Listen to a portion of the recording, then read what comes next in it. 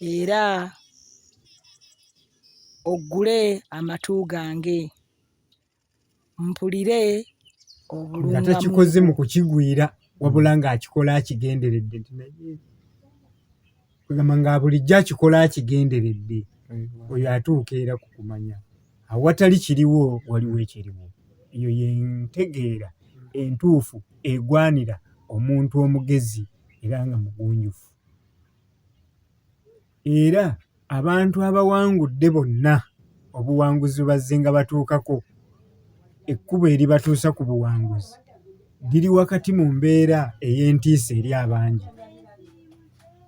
Oba kakanzi mukategere bulungi ako. Abantu abawangudde ne batuukanga ku buwanguzi obw'ebintu eby'enjawulo, ekkubo ly'obuwanguzi babadde nga baliraba mu ntiisa erabibwa abangi. Abalabe batidde, abawangudde we bayise.